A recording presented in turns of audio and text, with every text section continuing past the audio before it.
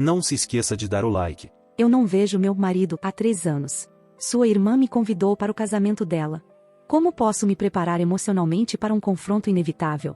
Meu marido, 28, e eu, 26, estamos separados, mas ainda tenho uma relação próxima com a irmã, 27, dele. Em abril, ela me ligou, para me informar que iria se casar em setembro e que queria que eu e meu filho, 5, estivéssemos lá. Ela me pediu para ser dama de honra, mas recusei, pois não queria correr o risco de ficar perto do resto da família dele por mais tempo do que o necessário. Tentei lhe dizer que enviaria meu filho sozinho ou com o pai, mas ela disse que, como sua melhor amiga, eu tinha que ir. Eu não quero ir, mas estou disposta a enfrentar isso por ela. Meu marido e eu nos separamos, devido ao fato de ele trabalhar muito e eu me sentir abandonada depois de termos nosso filho. Sua família, exceto sua irmã, que eu conheci antes mesmo de começarmos a namorar, também foi um grande fator em nossa separação e tornou tudo mais doloroso. Compartilhamos a guarda de nosso filho, mas não vejo meu marido há 3 anos. Ele tem uma babá para buscar e deixar nosso filho. Se precisamos discutir algo sobre ele, é feito por meio de outra pessoa que trabalha para ele. Ele continua a nos apoiar financeiramente, no entanto. Eu sei que o ver no casamento será uma experiência avassaladora e eu estava me perguntando se algum de vocês tem dicas de como lidar com isso. Observação 1. Acho que expliquei mal no post original. Quando digo que ele trabalhava muito, não era para sustentar a família, era porque ele era casado com o trabalho. Acho que, em um ano, eu via por 10 a 20 dias e o resto do tempo ele estava trabalhando até tarde ou em uma viagem de negócios que ele esqueceu de mencionar. Sua secretária me contava depois que ele já tinha ido. Ele trabalha na empresa da família e poderia facilmente reduzir suas horas sem se prejudicar financeiramente, mas escolheu não fazer isso. Parecia que nosso relacionamento era apenas conveniente, para que ele pudesse ter relações sexuais quando estava em casa. Depois do nosso filho, tive um aborto espontâneo e implorei para que ele não fosse em outra viagem, porque eu sabia que algo estava errado, mas ele foi mesmo assim.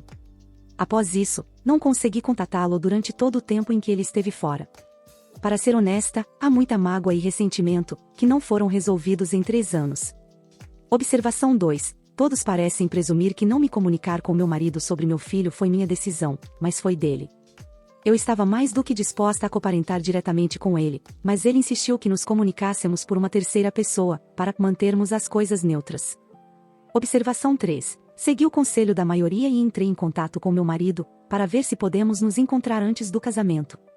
Não acho que ele vai responder, mas pelo menos tentei. Atualização.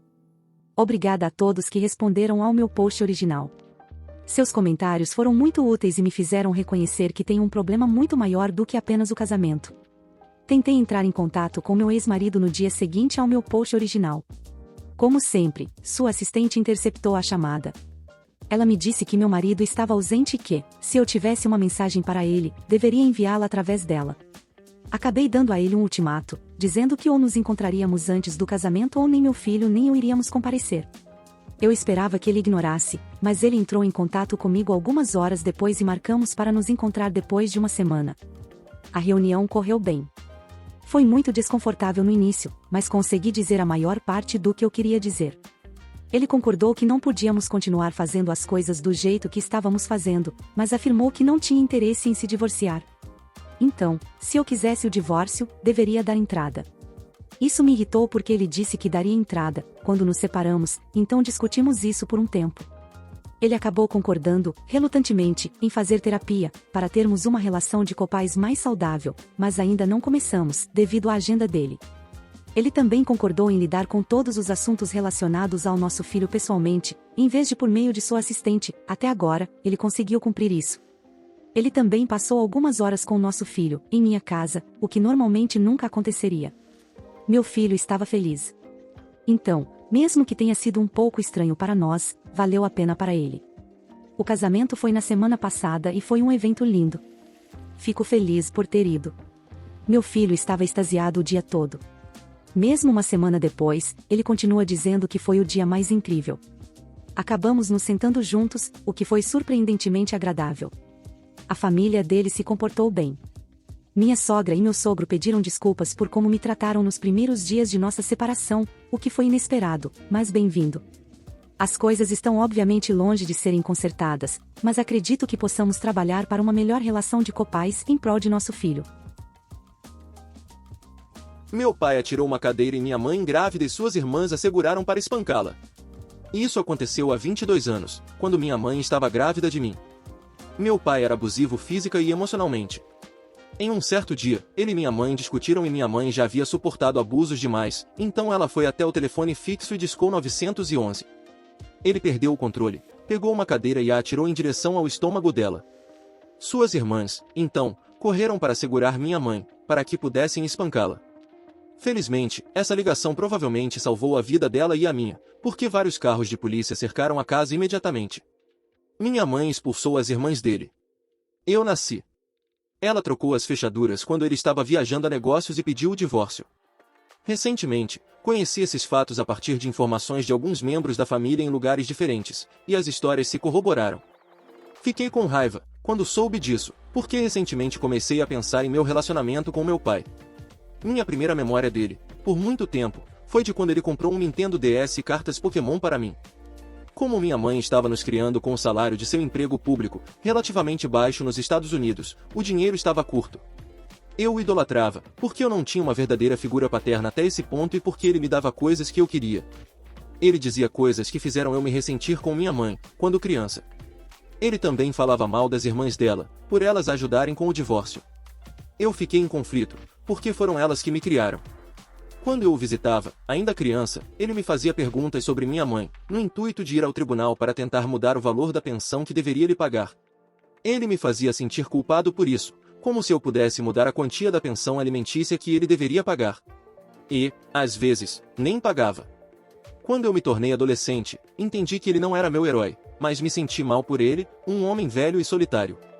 Foi só na faculdade que realmente pensei sobre isso e percebi que ele me manipulava para não ter que pagar pensão alimentícia e para me virar contra minha mãe. Então, eu lembrei de ele ter me agredido quando eu era criança. Perguntei à minha família sobre isso e eles me mostraram o boletim de ocorrência. Eu havia sido entrevistado sobre o fato, na época, mas estava tão assustado que não disse nada útil ao investigador. Minha mãe ainda trabalha duro, para apoiar os sonhos meus e de meus irmãos, aos 67 anos. Sempre que a vejo lutando, realmente quero enfrentar meu pai homem a homem. Mas não farei isso, pelo bem da minha mãe e do meu futuro. Não sei como seguir em frente. Eu não sou a mãe. Eu tenho 43 anos e recentemente me casei com um homem de 45 anos que tem 3 filhos, de 12, 10 e 7 anos, de um relacionamento anterior com a sua ex-mulher, 42. Meu ex-marido, com quem fiquei por 8 anos, tinha uma doença degenerativa e nós não conseguimos ter filhos. Então, ele faleceu. Eu estava extasiada em ser madrasta e determinada a não ser aquela madrasta. Não exigiria que as crianças me chamassem de mãe e me aceitassem como tal desde o início, elas deveriam ter o seu tempo. Bem, eles absolutamente odeiam ser instruídos por mim. Não posso lhes impor tarefas sem que me digam que sou a pior pessoa do mundo. Meu marido me disse para parar de ser dura com eles e que só porque me casei com ele, isso não me dá autoridade sobre os seus filhos. Eu trabalhei muito para ajudar o meu enteado de 12 anos com o seu projeto da Feira de Ciências. Não me permitiram assistir à sua apresentação, porque sua mãe biológica queria ir. Comprei o bichinho de pelúcia que meu enteado de 7 anos queria. A mãe biológica ficou brava comigo por tirar essa experiência dela. Meu marido ficou do seu lado. A minha enteada de 10 anos odeia absolutamente tudo em relação a mim. Minha voz, meus maneirismos, minha existência. Ela não tem timidez em relação a isso e deixará claro. Meu marido diz que é porque estou tentando muito ser sua mãe, quando não sou. Sinto uma quantidade avassaladora de ansiedade quando é nossa vez com eles. Sinto que não sou bem-vinda na minha própria casa. Eu conversei sobre isso com meu marido e ele ficou bravo comigo. Ele disse para eu superar e entender que eu não sou a mãe. Eu não sou a mãe. Tudo bem. Cozinhei apenas para mim. Minha culinária não é algo para menosprezar. Fiz escola de chefe no meu país de origem, especializei-me em vários tipos de culinárias étnicas, trabalhei em restaurantes de alta gastronomia. Quando meu marido reclamou, eu lhe disse que talvez a mãe biológica devesse ter preparado comida para eles. Eu não sou a mãe. Lavo apenas a minha louça. Limpo meu espaço e lavo e passo a minha própria roupa. Eu não sou a mãe. Não imponho tarefas. Eu não sou a mãe. As crianças precisam de ajuda em matemática e línguas. Eu disse que talvez meu marido devesse pagar por um tutor. Eu não sou a mãe. Finalmente, ele me disse que estou sendo mesquinha. Eu surtei. Disse-lhe que eles esperam que eu seja mãe, mas apenas nas coisas chatas ou difíceis. Não me é permitida nenhuma das partes divertidas ou recompensadoras de ser mãe. Estão me usando e estou cansada disso. Ele se desculpou e disse que não quis dizer desse jeito. Perguntei-lhe o que exatamente ele quis dizer. Ele disse que não sabe, mas está realmente arrependido e tentará fazer melhor a partir de agora, mas não pode fazer isso sem mim.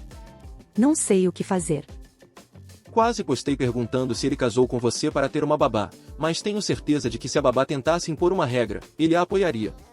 Sinceramente, você está casada com um homem que não é seu parceiro e não está do seu lado.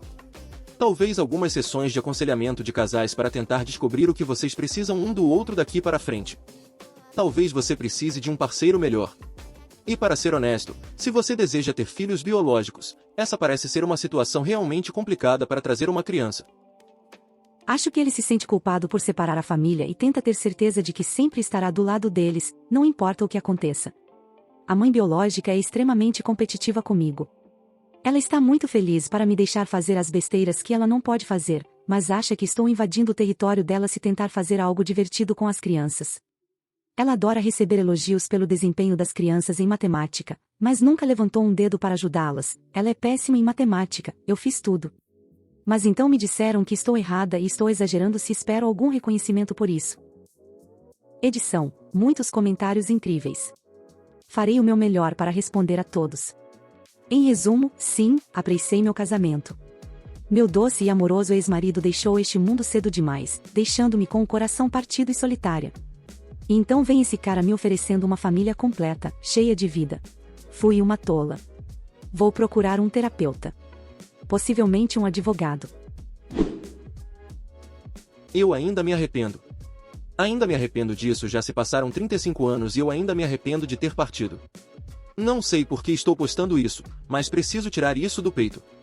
Eu, 60, casei jovem, aos 18 anos, com minha namorada do ensino médio. Ela era inteligente, engraçada, gentil e o tipo de pessoa que conquistava a todos, muito extrovertida. Eu sou extremamente introvertido, mas éramos uma boa combinação. Aos 25 anos já tínhamos 2 filhos pequenos e eu estava feliz com minha vida, até que minha esposa arrumou um novo emprego e começou a se destacar, conseguindo promoções, trabalhando até mais tarde. Acho que você entende para onde isso está indo. Você está errado, aliás. Eu a traí. Enquanto ela trabalhava até tarde para ganhar dinheiro e sustentar nossos filhos, eu estava acumulando ressentimento em relação a ela. Ela não estava em casa para fazer o jantar, e eu nunca me dei ao trabalho de aprender a cozinhar. A lavagem de roupas se acumulava por alguns dias porque eu não fazia, e eu estava levando as crianças para a escola porque ela estava trabalhando. Mas eu nunca expressei como me sentia, e todos os dias minha linda esposa chegava em casa e eu fingia que tudo estava bem quando não estava. Sei que se eu tivesse dito a ela como me sentia, ela teria ouvido, mas não o fiz. Conheci uma mulher em um evento de trabalho e conversamos constantemente ao telefone por algumas semanas. As coisas ficaram inapropriadas rapidamente e eu não parei. Escrevi um cartão de aniversário para minha esposa dizendo quanto a amava e que ela era uma pessoa incrível, e 2 semanas depois a deixei. E a pior parte foi que ela nunca gritou comigo ou berrou. Ela simplesmente ficou lá e me viu pegar minhas coisas enquanto meus filhos estavam na outra sala, completamente alheios ao que estava acontecendo. Ela apenas ficou lá, chorando em silêncio. Eu quebrei a melhor pessoa da minha vida. Ela acabou perdendo o emprego porque não conseguia administrar a rotina das crianças e os arranjos adicionais. Portanto, meus pagamentos de pensão alimentícia tiveram que aumentar, e eu a ressentia por isso. Olhando para trás agora, como pude ser tão egoísta? A mulher que traí e que agora estava criando meus filhos sozinha precisava de mais dinheiro para cuidar deles. Eu os via a cada 2 sábados, mas só isso. Minha amante e eu nos afastamos quase imediatamente. Ela não queria mais nada comigo, e realmente não queria nada comigo quando eu estava quase falido devido ao pagamento de pensão. Minha esposa era e ainda é a pessoa mais forte que conheço. Ela nunca me deixou saber o quanto eu a machuquei, mas eu a ouvia chorando até dormir todas as noites em que eu tinha que ficar lá com as crianças. Passei anos ressentindo minha esposa por roubar meu dinheiro, quando na realidade eu sabia que era minha culpa e eu ainda a amava, mas tinha muito orgulho para admitir. E mesmo que eu tenha partido, foi ela quem acabou entrando com o pedido de divórcio, porque toda vez que ela me perguntava se eu tinha procurado um advogado, eu dizia, ainda não estou pronto. Eventualmente ela entrou com o pedido porque disse que era muito doloroso. Eu disse coisas terríveis para ela quando estava com raiva, como, eu não te amei por muito tempo, fiquei por causa das crianças, e todas as vezes ela não dizia nada em resposta. Nunca me perdoarei por isso. Ela queria tentar fazer dar certo, ela lutou por mim todos os dias por meses e eu não estava interessado. Ela me amava mesmo quando eu a odiava. Então ela conheceu o Mark, ele era mais velho, mais sábio e amava do jeito que eu deveria tê-la amado. Ele era e ainda é um bom homem para ela e meus filhos. Assistir a outra pessoa amar a pessoa que eu deveria amar para sempre é, possivelmente, a pior coisa que já tive que fazer. Eu deixei escapar um "eu te amo" para ela 2 semanas antes de seu casamento, e ela olhou para mim e disse, então você deveria ter lutado por mim, porque eu teria te amado para sempre se você tivesse me permitido. No dia de seu casamento, fiquei sentado do lado de fora da igreja no meu carro, dizendo a mim mesmo que eu objetaria ao casamento, mas não o fiz. Isso foi há 30 anos, e ver isso escrito na minha frente agora é tão doloroso quanto ouvi-lo todos esses anos atrás. Ter que vê-la com ele todos esses anos tem sido meu castigo, e tive relacionamentos esporádicos, mas nada sério. Nunca me perdoarei pelo que fiz, hoje seria o nosso 42º aniversário de casamento. Não acho que ninguém sobreviva à infidelidade completamente, acho que você aprende a conviver com isso. Fala pessoal, tô passando rápido para avisar que eu abri a loja do canal. Então se você curte meu trampo e quiser me ajudar a manter e crescer cada vez mais esse projeto, tem vários produtos para você escolher. Tem camiseta masculina e feminina, regata, pôster e caneca. É só acessar o primeiro link da descrição ou colocar lojadorobô.com.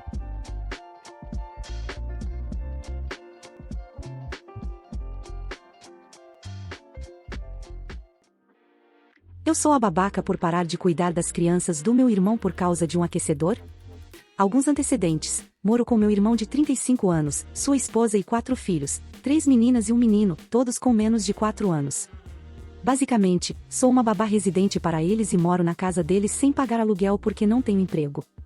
Meu irmão e sua esposa trabalham. Quando eles engravidaram pela primeira vez, me pediram para morar com eles, com a promessa de me pagarem pelo serviço de cuidar das crianças. Bem, isso só durou um mês, e eles continuaram a ter mais 3 filhos no processo.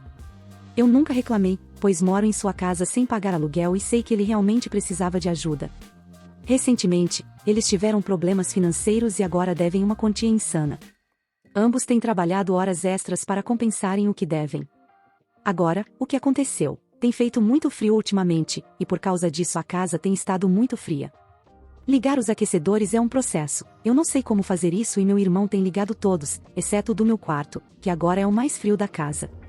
Não consigo dormir à noite, mesmo com os cobertores mais espessos. Sinto dor, quando estou com frio. Então, passo a noite toda acordada com dor. Tenho ficado exausta cuidando de 4 crianças sozinha o dia todo. Tenho pedido ao meu irmão para ligar meu aquecedor e ele continua dizendo que vai fazer isso. Bem, uma semana atrás, ele me disse que nunca mais ligaria o meu aquecedor, porque precisa manter as contas baixas. Eu perguntei a meu irmão se eu poderia ligar o meu aquecedor à noite e desligar os aquecedores da sala. Ele disse que não, que é a casa dele e ele faz o que quiser em sua casa, e eu não tenho direito a opinar, pois não contribuo financeiramente.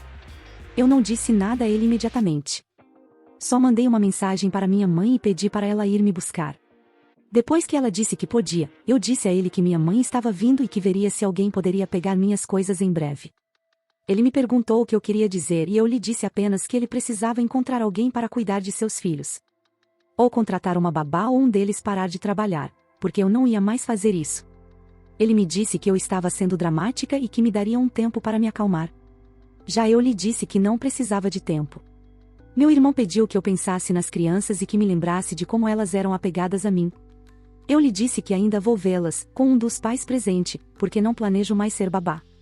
Neste ponto, sua esposa está tentando acalmar a situação e minha mãe aparece.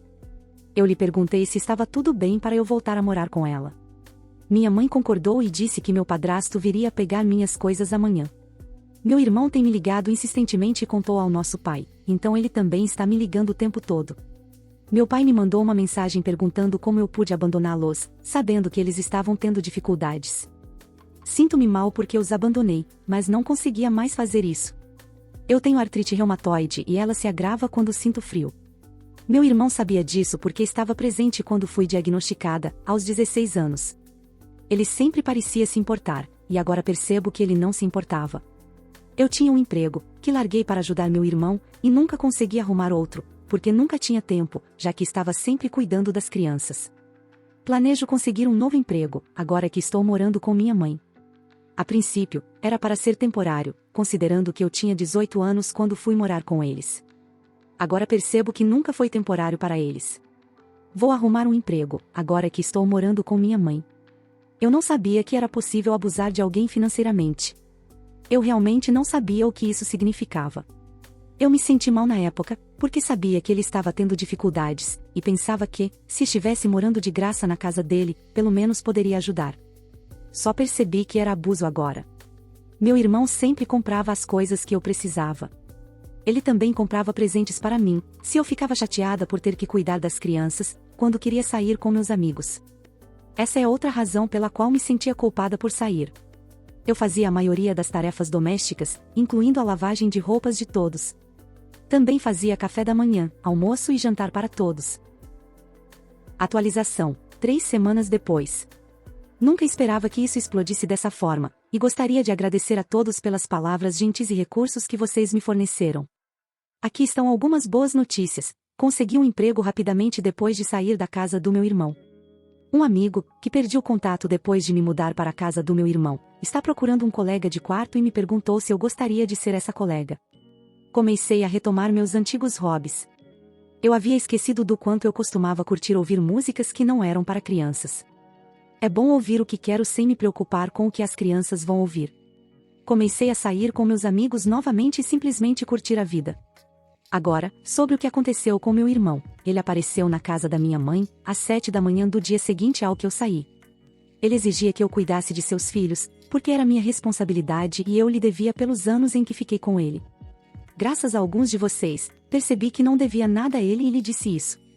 Minha mãe, que não é mãe dele, a propósito, ameaçou chamar a polícia, se ele não saísse. Isso o deixou ainda mais irritado, mas ele saiu. O amigo que eu mencionei acima ofereceu sua casa, depois de perceber até que ponto meu irmão poderia estar disposto a ir. Concordamos em dividir o aluguel em 50 a 50, embora ele tenha oferecido para eu ficar de graça. Eu lhe disse que não me sentia confortável, porque não queria me encontrar em uma situação semelhante. Ele me assegurou que nunca me colocaria nessa situação, mas entendeu meu ponto. Embora eu saiba que algumas pessoas estão me dizendo para eu processar meu irmão, pelo dinheiro que ele me deve, não farei isso, em prol de seus filhos. Eles são boas crianças e são inocentes. Bloqueei meu irmão, minha cunhada e meu pai e segui o conselho de alguns de vocês. Eu disse ao meu pai que, se ele se sente tão mal, pode ficar no quarto sem aquecimento. Bem, é assim que as coisas estão indo para mim agora. Nada realmente interessante para contar. Estou segura e feliz, em uma casa onde meu irmão não vai me encontrar. Minha esposa, 29, tem trabalhado em casa nos últimos meses e tem recebido frequentemente a visita de seu ex da escola. Eu disse a ela que isso é inaceitável. Estou errado por isso? E aí, pessoal? Eu sei que o título pode parecer confuso sem o contexto que estou prestes a fornecer. Desde o início da pandemia, minha esposa tem trabalhado em casa. Meu trabalho não me permite fazer o mesmo, então tenho que ir trabalhar todos os dias. Ela tem um amigo com quem ocasionalmente sai. Ele já foi convidado para sair conosco antes também. Ele é legal, divertido de se estar por perto e bem gente boa. Eu nunca tive problemas com isso. Minha esposa me avisou logo no início que namorou com ele na época do colégio. Ela disse que namoraram no primeiro e segundo ano. Eles nunca tiveram relações sexuais, mas tiveram alguns envolvimentos. Eles começaram a se reconectar como amigos no último ano do colégio. Nessa época, ele tinha uma namorada e ela estava começando a sair com outra pessoa também. Ela afirma que depois de terminarem, nunca mais houve nada romântico entre eles. Quando a pandemia começou, minha esposa disse que poderia trabalhar em casa. Eu fiquei feliz e contente por ela, pois sabia que seria mais fácil e economizaria combustível. Ela disse que o amigo dela também poderia trabalhar em casa, então eles poderiam se encontrar de vez em quando para revisar o trabalho e se ajudar, ambos trabalham em áreas semelhantes. Um dia, cheguei em casa e notei que ele estava lá. Não dei muita importância, pois minha esposa já tinha me contado sobre isso. Ambos estavam com seus computadores e pareciam estar trabalhando bastante. Foi assim por um tempo. De repente, algumas semanas depois, eu chegava em casa e eles estavam casualmente se divertindo. Às vezes, jogavam, às vezes bebiam, às vezes comiam. Comecei a achar isso um pouco estranho. Parecia que ele estava recebendo mais atenção do que eu, e que ela estava se divertindo mais com ele do que comigo. Sem mencionar que eles já tinham namorado e tido envolvimento. Um dia, quando cheguei em casa, foi a gota d'água. Ambos estavam no sofá, e a cabeça dela estava no colo dele enquanto assistiam TV. Esperei até que ele saísse e então conversei com ela. Eu estava furioso. Gritei com ela e disse que as ações deles eram inaceitáveis e que não havia motivo para ela se deitar com um amigo daquele jeito. Eu expressei como me sentia, como se ela estivesse dando mais atenção a ele do que ao próprio marido, e que parecia que eles estavam se divertindo mais juntos do que nós. Sem mencionar que eles já tinham namorado e tido envolvimento. Ela ficou muito chateada e disse que eu não tinha o direito de dizer que ela não pode mais se encontrar com alguém. Ela estava brava porque eu parecia estar afirmando que ela estava me traindo com ele e jurou que não estava e não faria isso.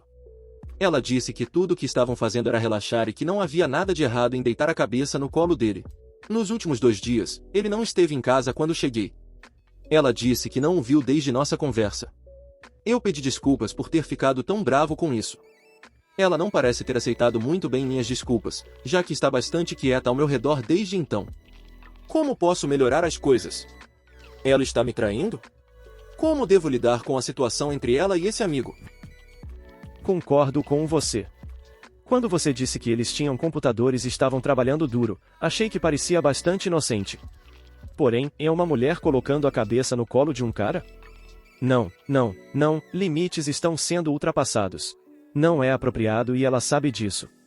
Ela ficaria bem se a situação fosse invertida? Obrigado. Não gosto de como todo mundo diz automaticamente que é errado o cara estar ali. Claro, é estranho que eles tenham namorado, mas isso foi há muitos anos. Não tive nenhum problema quando eles estavam trabalhando. Mas o que eles fizeram foi ir longe demais. Atualização. Na semana passada, postei em algumas páginas sobre minha esposa passar tempo em nossa casa com um ex-namorado dela do ensino médio. Ele estava vindo trabalhar em casa com ela desde o início da pandemia. No começo, não dei importância, pois eles estavam apenas se ajudando com o trabalho. Mas depois eles começaram a sair juntos e tal. Quando a peguei deitada com a cabeça no colo dele, tive o suficiente. Disse a ela que ele não poderia mais vir à nossa casa. Ela ficou brava e se ofendeu, mas concordou. A maioria das pessoas aqui concordou comigo que era suspeito ela fazer isso. Eu fui informado de que ele ainda poderia estar indo lá durante o dia e saindo antes de eu chegar. Acabei comprando uma câmera que eu poderia instalar e esconder enquanto estou no trabalho. Coloquei uma na sala de estar e outra no quarto. No primeiro dia em que foram instaladas, não vi nada de anormal. No segundo dia, foi quando aconteceu. O ex-namorado apareceu. No começo, eles estavam apenas trabalhando, mas ele começou a ficar bastante intimista com ela. A situação progrediu até que eles acabaram indo para o nosso quarto e dormindo juntos. Fiquei chocado. Não tinha certeza do que fazer. Assim que vi minha esposa de novo, questionei se ela tinha visto ele novamente. Ela negou. Eu disse a ela que tinha instalado câmeras na casa. Seu rosto mudou completamente naquele momento. Ela sabia o que eu tinha visto. Imediatamente, ela começou a chorar. Disse a ela para sair de casa. Ela tentou se desculpar e explicar, mas não quis ouvir. Desde então, conversamos uma vez. Disse a ela que não vejo como nada pode acontecer além do divórcio. Ela disse que não quer isso e pediu se eu concordaria em ir a uma sessão de aconselhamento de casais uma vez antes de tomar a decisão final. Concordo relutantemente. Não espero que funcione e estou fazendo principalmente para agradá-la.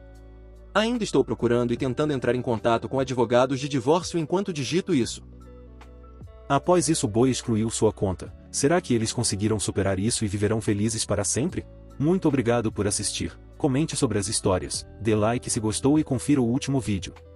Se inscreva no canal e confira nossa loja no primeiro link da descrição. Uma boa noite, pessoal.